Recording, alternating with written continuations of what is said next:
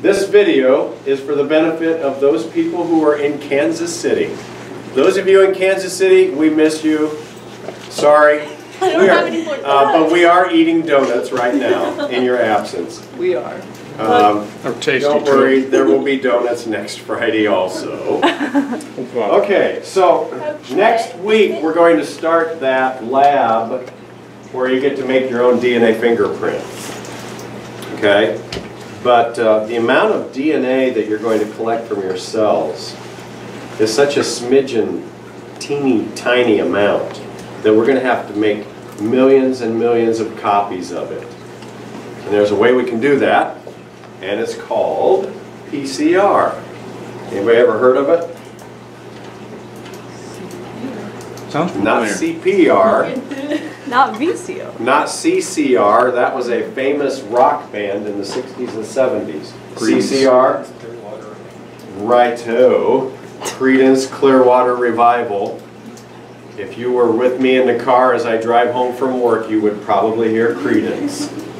More than likely. No, it's not CCR. PCR. Who knows what it stands for? Anybody? I'll show you. You can write this down. This is what it stands for. PCR. Okay. Polymerase chain reaction. That's what PCR stands for. Polymerase chain reaction. Who remembers, raise your hand if you think you know the answer. What's polymerase? You remember that word? Yes. Isn't that the one that copies the DNA? Excellent. It's the enzyme, ends in ACE, right? The enzyme that copies DNA, replicates DNA. Okay, now I'm going to try to use some cheap models here. Let's pretend that this is double-stranded DNA, double helix. Okay, I'm going to unzip the two sides so it can replicate. And remember how then this strand over here serves as a template for a new strand of DNA to be produced alongside. It's the enzyme polymerase that does that work. And this strand over here produces a new partner strand as it replicates. Okay, polymerase, the enzyme that replicates DNA. I thought you guys would remember that. At least I was hoping. Chain reaction. What comes to your mind when you hear the term chain reaction? What comes to mind? Dominoes. Oh yeah, you set up a whole thing of dominoes and you tip one over and it sets up a chain reaction. They all start going down. Yeah, dominoes. Chain reaction. One thing leads to another, leads to another, leads to another, and it kind of accelerates as it goes. So polymerase chain reaction, I think when we look at how this works, it'll make sense. Polymerase chain reaction basically is DNA replication gone crazy in a test tube. That's what it is. Where you can take a teeny tiny amount of DNA and make millions and millions of copies of it in the lab, so that you then have enough that you can put it into an electrophoresis gel, run the electrophoresis, and see the results. You can start out with a teeny, teeny amount, make millions of copies of it. And it happens in a lab, in a little test tube environment, polymerase chain reaction. It takes off. Once it gets going, the DNA replicates like crazy. You get millions of copies of it. Now, I found some interesting ways that PCR has been used to produce millions of copies of very small amounts of DNA that can then be run through electrophoresis and produce a DNA fingerprint. These are some ways that PCR has been used. All right, here's one.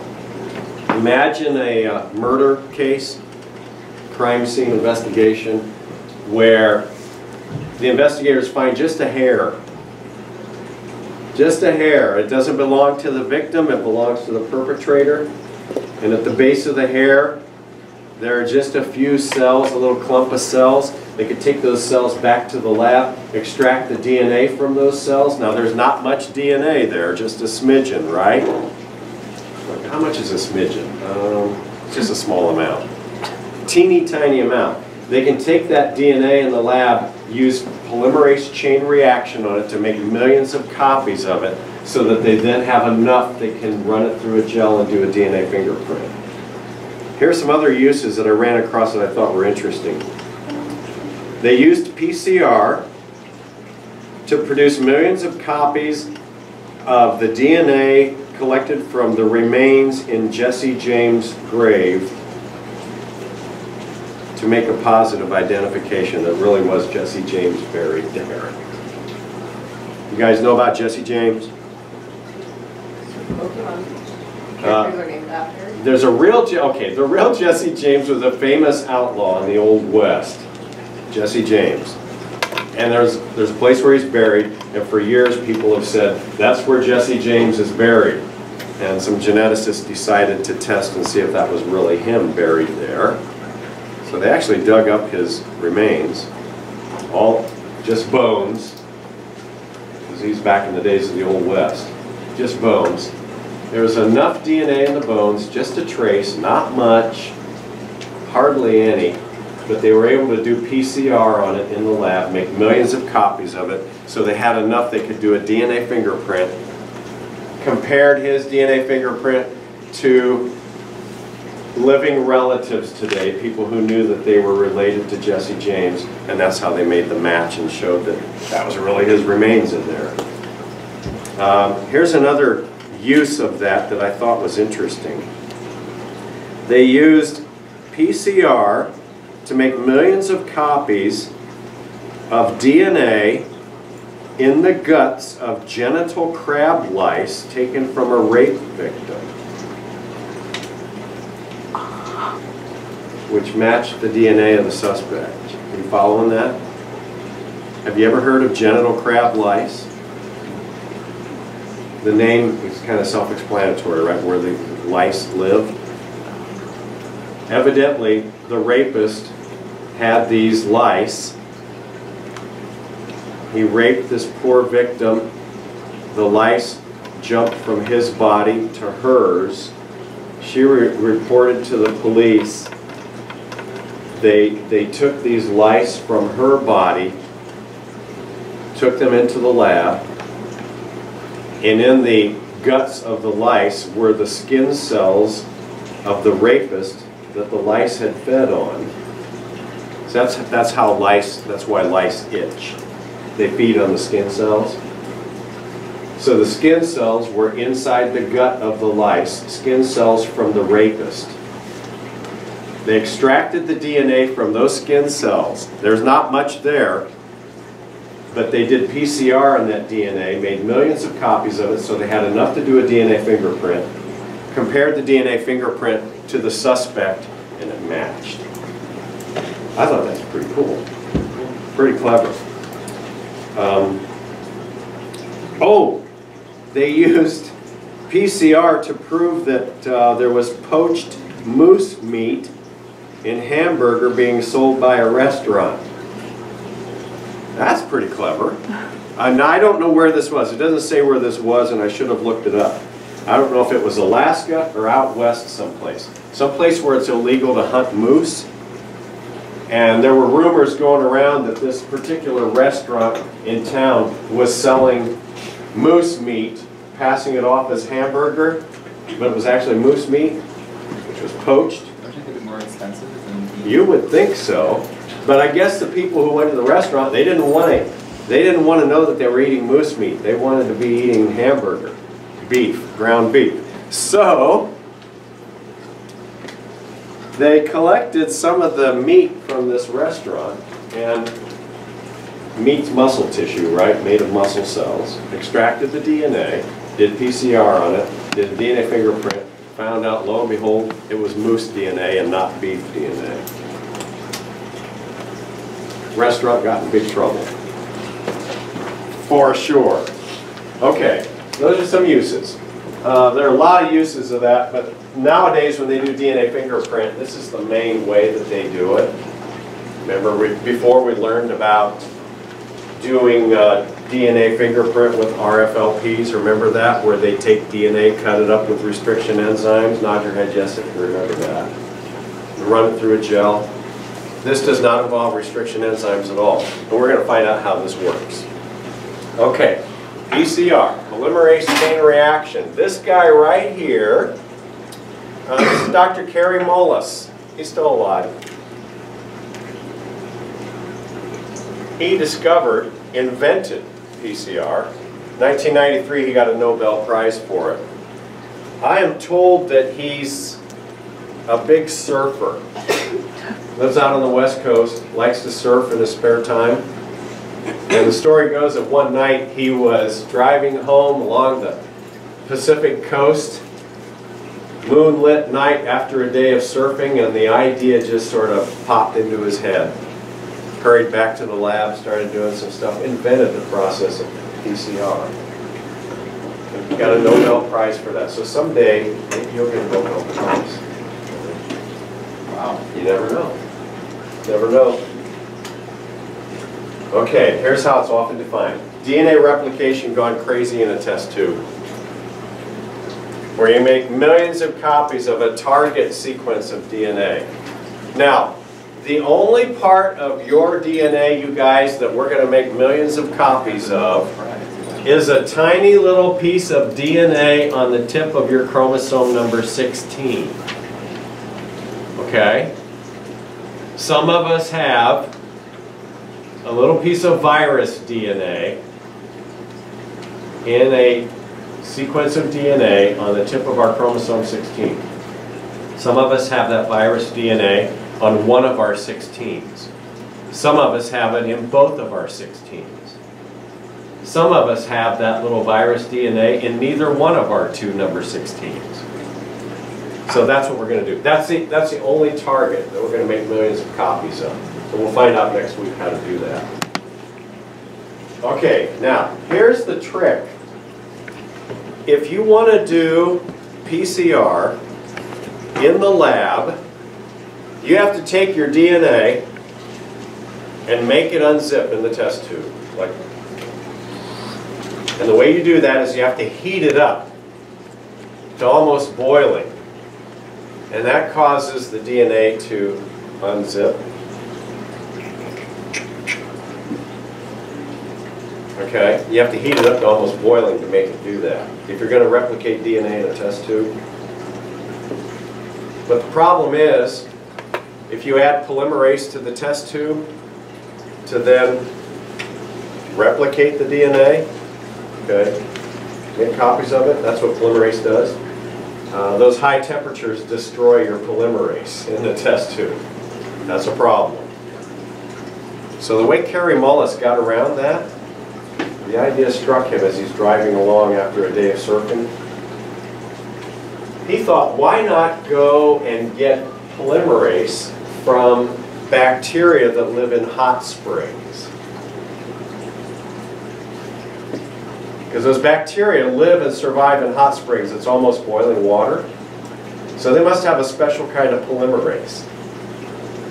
And actually, that's what we're going to use. We're going to use a special polymerase molecule that comes from these real primitive bacteria that live in hot springs in places like Yellowstone National Park. They live in water that's almost boiling. And so their polymerase is adapted, it's evolved over millions of years. Their polymerase is such that the high temperatures don't destroy it. So that's the kind of polymerase we're going to use. It's called Taq polymerase because it comes from these bacteria called Thermus aquaticus. That's their scientific name, Thermus aquaticus. Can you tell anything about these little critters by their name here? They live in hot water, right? Thermus aquaticus. And they live in places, like I said, like out here, okay, Yellowstone National Park. Has anybody been there? Have you seen the hot springs and the geysers? Okay, there's a lot of volcanic activity underground, pretty close to the surface. And so there are these geysers where you've got big geysers just shooting out of the ground, hot water and steam, and like Old Faithful happens pretty faithfully, like almost on the hour. And there are hot springs. Here's an example. This pool of water that's got steam coming out of it, that's a hot spring right there. That water in there is almost boiling. See the steam? And they have these boardwalks with signs that say, warning, stay on the boardwalk. Because I guess several years ago somebody got off the boardwalk, some guy started walking around in here and fell through and boiled to death. So you want to stay on the boardwalks. Follow the rules. But there are bacteria that live in that water. Doesn't it make sense that you might use polymerase from these little critters? And that's what we're going to use. Now, okay, ingredients needed for PCR. If you were going to do PCR, if you wanted to make millions of copies of your DNA in a test tube in the lab, what are some ingredients you think you might need to have in that system in the lab? What? Test tubes. Okay, special little tubes, okay. And you're going to see when we do it next week, they're really tiny. They're about that big. Okay, what else do you think we'll need? DNA. Your DNA, right, your template DNA, your own DNA. You need spare nucleotides to put onto the DNA. Yeah, lots of nucleotides, lots of A's and T's and C's and G's, so you can build millions of copies of your template DNA. Awesome. What else would you need? Polymerase. Super. Tac polymerase. And yeah, that's that special polymerase that comes from those bacteria. Thermus aquaticus, tac. And who said 3 nucleotides? Lots of nucleotides. Aaron. And, oh, some special molecules called primers. And I'm going to show you what those are and how they work. Primers. All right. You getting all this? We'll see how it works here in a minute. Ingredients needed for PCR. There are some other ingredients that we'll get to next week. But Annabelle, these are the main ones. Okay? All right. Ooh, PCR step by step. Write these steps down. The first step in the process is called denaturing. The second step is called annealing. The third step is called extending. Anybody know what denaturing means?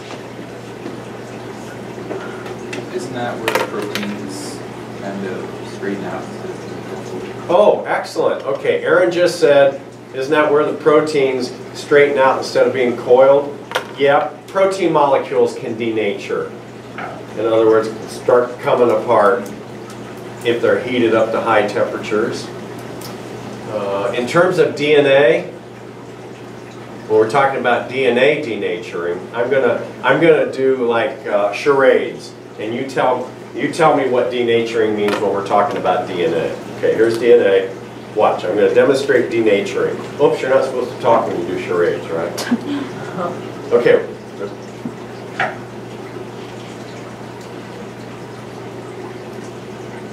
It's good. When DNA unzips, what? I said, it's good. It's what? It's good. Oh, it's good. Touchdown. Yeah. 3-pointer.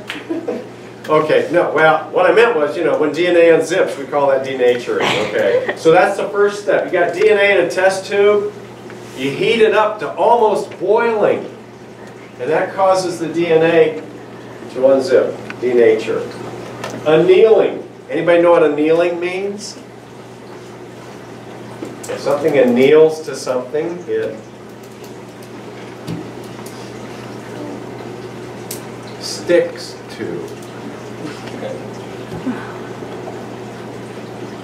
Guys, you missed your chance at Valentine's Day.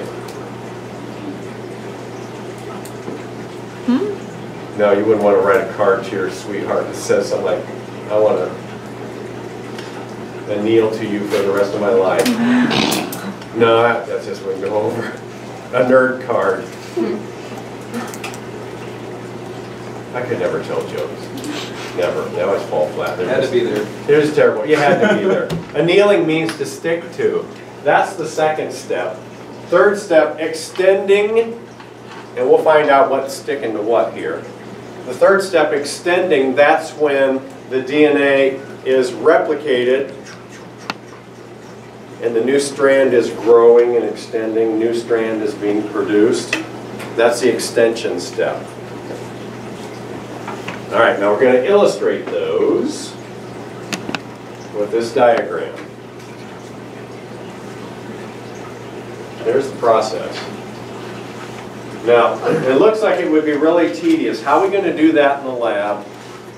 In your little tube that's got your DNA in there and your Taq polymerase in there and your nucleotides in there. How are we going to do that? How are we going to heat it up to 94 degrees and then cool it down to 60 degrees and then heat it back up to 72 degrees Celsius and then do that 40 times? How are we going to do that? So usually in our body there's an enzyme that denatures the DNA, right? Right, helicase, it unzips. Right, so why don't they just add helicase instead of heating it? Well, because we want to do this fast. So it takes a little longer. Yeah, we want to do this fast. Okay? And this is going to allow us to make millions of copies of your DNA fast. The way we're going to do this is in a special machine, and I've got it right here. And it's called, I'll bring it out front here. This machine is called a thermocycler, or PCR machine, thermocycler. It's got a computer in it, you can program it. You see those little holes in there? See? There's 24 little holes there. You can put 24 student samples, little tubes in there. So 24 people at a time can do this. This thing runs for like 4 hours. That's how long it's going to take. And what that thing will do, I'll program it. When your little tube with your DNA in it and your Taq polymerase and your nucleotides and a few other things are in that tube in that machine will heat your DNA up to 94 degrees Celsius. Now that's close to boiling. What temperature does water boil at in Celsius? 100 degrees. Right, 100 degrees Celsius. That's close to boiling. And so that's going to cause your DNA to denature. See that? Unzip, go from here to here, unzip. Then the thermocycler will cool down to 60 degrees Celsius. That's still pretty hot. It's probably 21 degrees Celsius in this room right now. If it got up to 30 degrees Celsius in here, we'd be suffering. We'd be crying to Mr. Leverins, please turn the air conditioner up. Alas and woe. Alas and woe. Right. We'd be weeping and gnashing of teeth if it got up to 30 degrees Celsius. That's a pretty hot summer day. So it's going to cool down to 60 degrees Celsius. And here's what happens when it cools down to 60. These special molecules called primers, which are little single-stranded pieces of DNA that we make up in the lab, they attach to this end of our target sequence and to this end. They kind of bracket or bookmark the target piece of DNA that we want to make millions of copies of. They're called primers. They're also called primers because they're going to get the reaction started. Primers anneal or attach to this end and this end. And then this round ball that represents a Taq polymerase molecule. The polymerase molecules attach to the primers here and here, and they're going to get ready to start replicating. All right.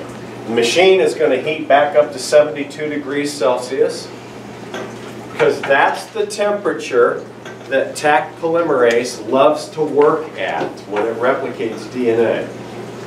So it's going to heat up to 72 degrees Celsius, and what will happen then is this polymerase molecule is going to replicate this strand here.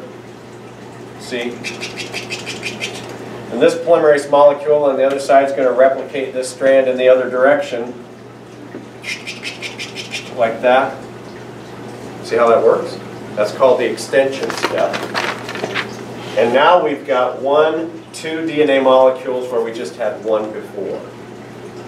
And that's one cycle that the machine goes through. It's programmed. So it heats up to 94, that's when it denatures the DNA.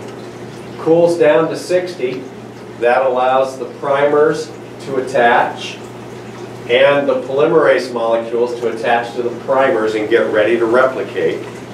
Then it heats up to 72 because that's what the polymerase molecule works best at. And that's called extension when the DNA is replicated, when the polymerase does its work of replicating the DNA. You with me? Kind of makes sense? So after one cycle, we've got 2 copies of our DNA, right? Went from 1 to 2. And then it goes and does another cycle. So after the next cycle, how many copies are we going to have?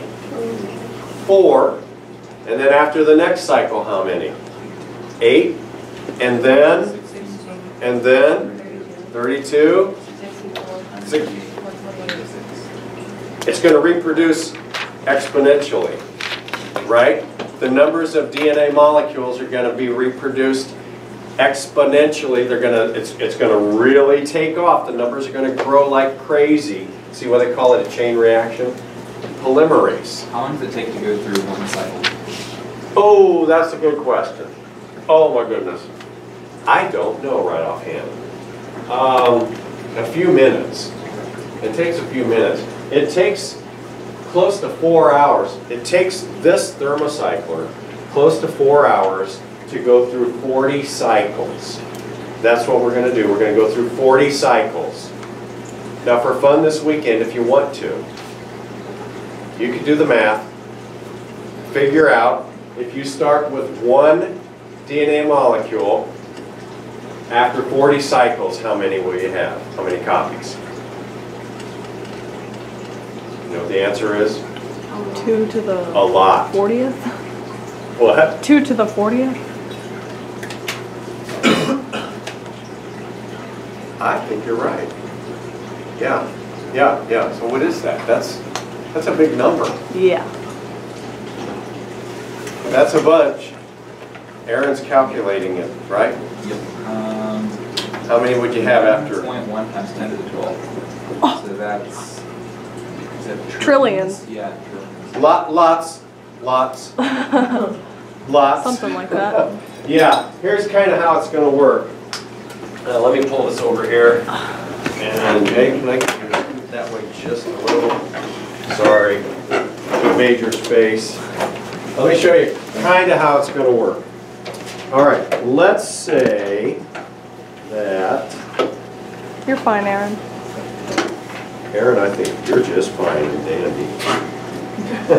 All right, let's say we extract your DNA from your cells. And looky here, this is all your DNA. Now I've got this memorized, so I know how to draw it on here. This is all your genomic DNA extracted from your cheek cells. Sum total of all your DNA. Okay, there. It's hard to remember how to draw that. Now, the only piece of your DNA that we're going to make copies of using PCR, let's say, is this little piece right here. See that I've marked? You guys see that? And that's the target sequence. There's another picture of the target sequence. So let's pretend that this is that piece of DNA that we're going to target. It's on chromosome 16.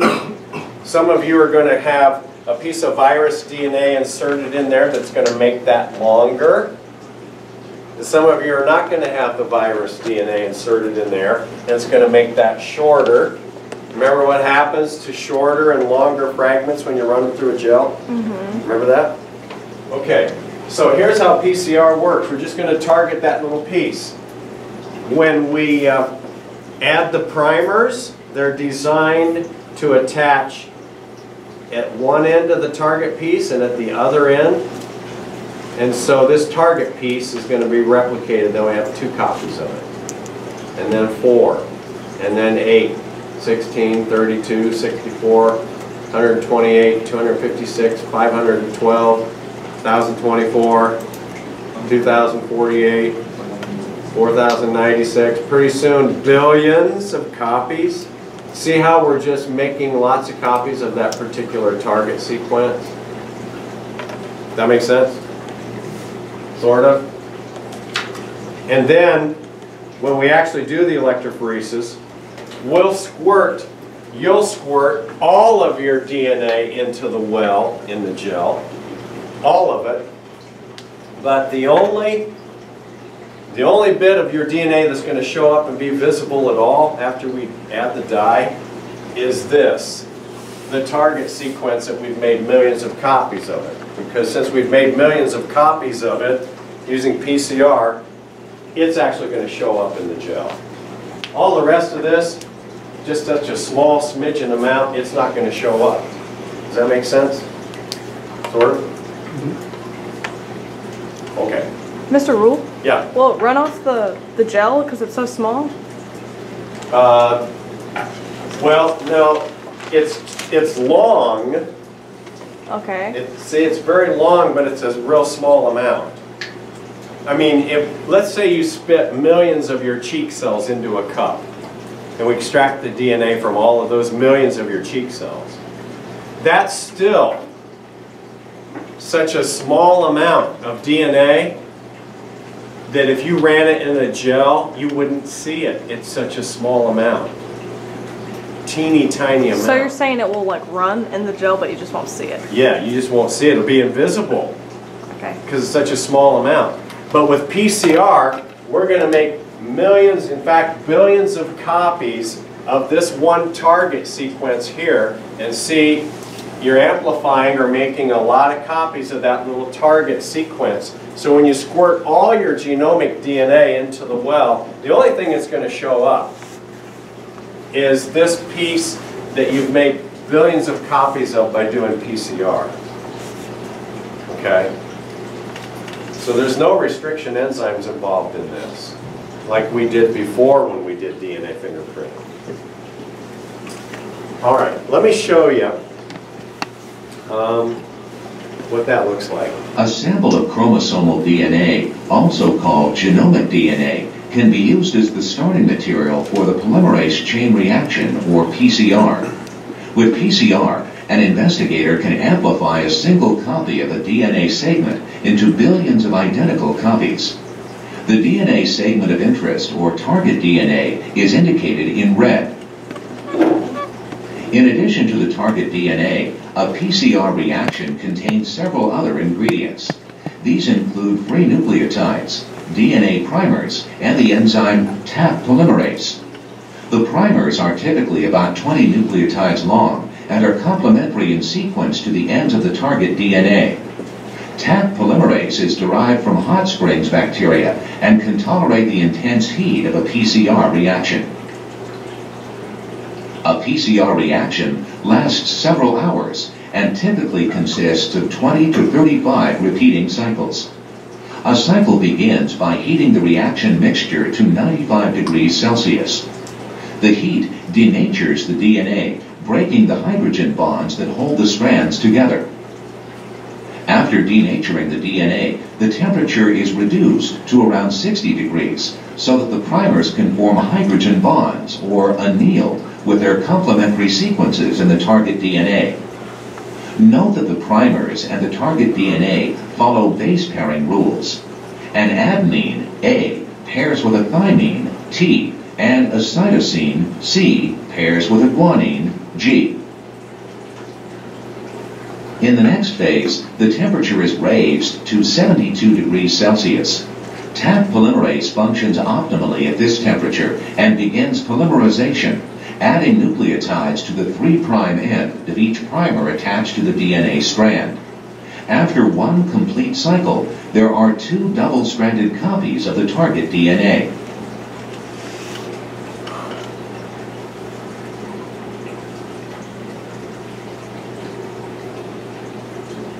The PCR reaction mixture contains many copies of the primers and an abundant supply of nucleotides to perform many additional cycles.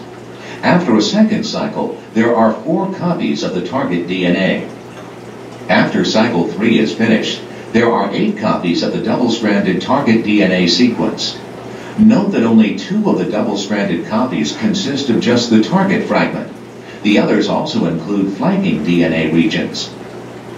As the number of cycles increases, the products consist of a greater proportion of fragments with just the target DNA. After 4 cycles, half of the fragments consist of just target DNA, and half of the fragments also contain flanking DNA. With each additional cycle, the number of copies of our target sequence doubles. At the end of cycle 25, there are more than 33 million copies of this double-stranded target region.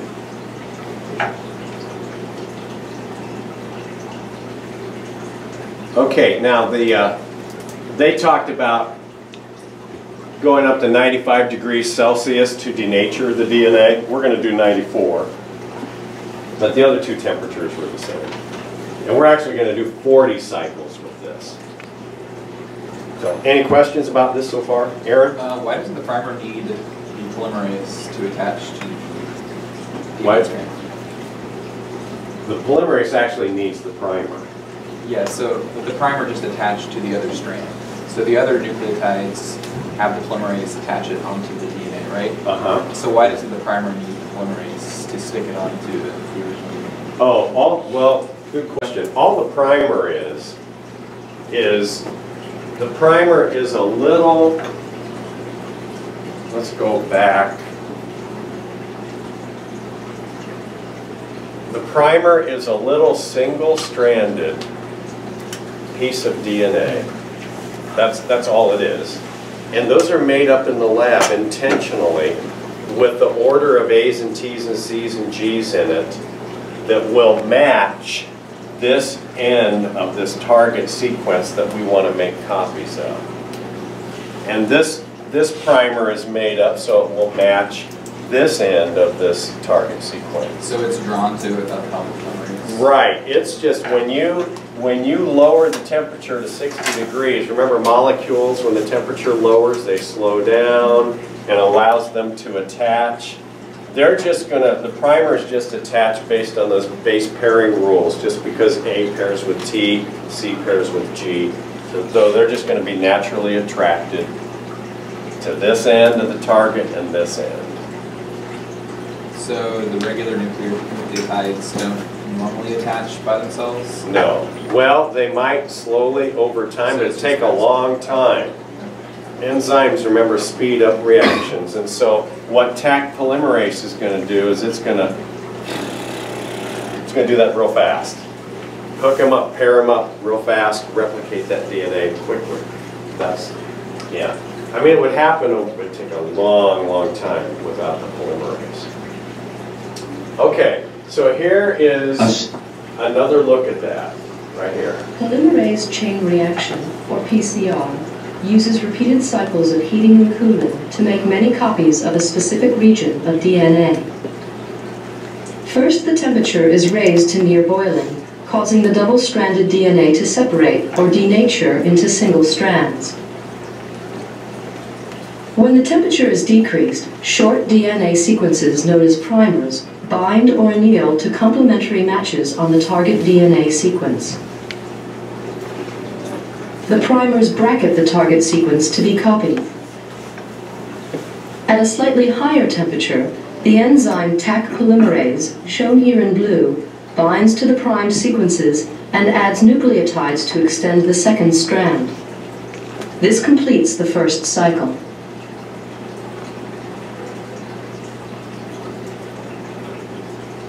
In subsequent cycles, the process of denaturing, annealing, and extending are repeated to make additional DNA copies.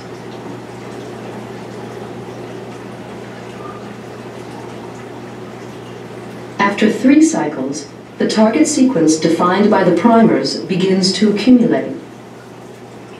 After 30 cycles, as many as 1 billion copies of the target sequence are produced from a single starting molecule. So that's how it works. Kind of makes sense? Denaturing, annealing, and extending. Do that 40 times and you get lots and lots of copies of your target sequence of DNA.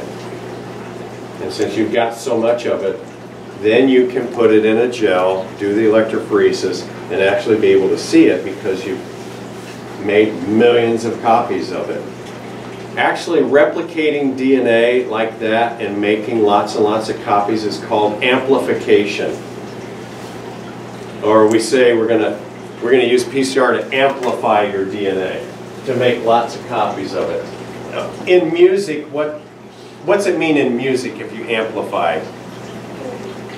What happens? It gets louder, right? Amplify means it gets louder, it gets bigger, it gets more. In genetics, if you amplify DNA, that means you're making millions and millions of copies of it. All right, that's it. That's the introductory. Don't turn it off yet, because there's a music video that I'd like to show you. It's about PCR. Actually, it's an advertisement. It's a music video. It's a commercial to advertise a new model of thermocycler. It's bigger and better than ours. And it's a commercial produced by a company that manufactures PCR equipment. Actually, it's the company that we bought this from. So they're advertising this new thermocycler. Who in the world would buy a thermocycler? Mr. Ruhl. Okay, who else? Who else? What kind of people do you think would buy thermocyclers? Eunice, who do you think might be interested in buying one? Scientists who do PCR, right? A moose meat inspector. Moose meat inspector, crime scene investigation lab, people doing research, medical research. So that's who this commercial, this ad is targeted to. And what they did was, I'm told, they gathered together a bunch of scientists who knew how to sing. And they produced this music video to advertise a new model of thermocycler. You want to see it? Sure. It's quite entertaining, actually. Quite entertaining. Here it comes.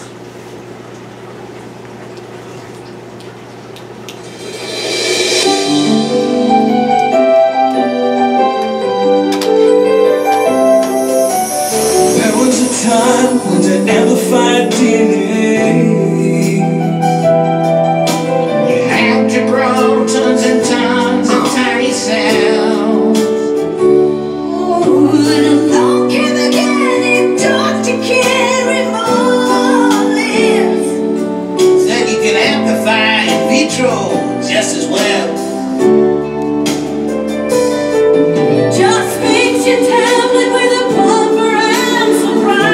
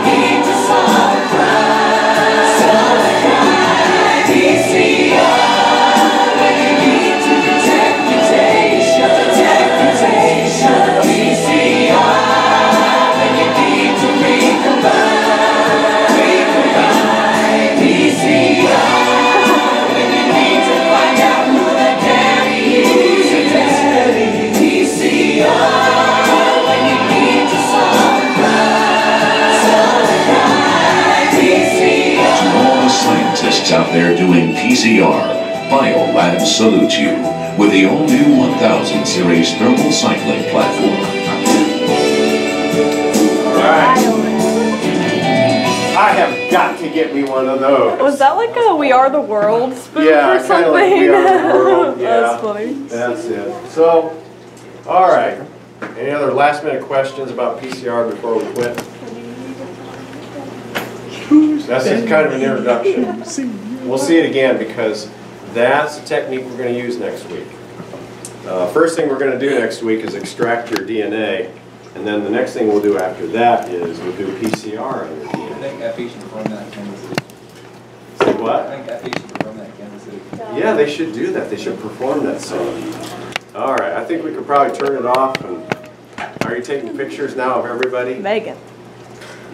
All right. Good job, guys.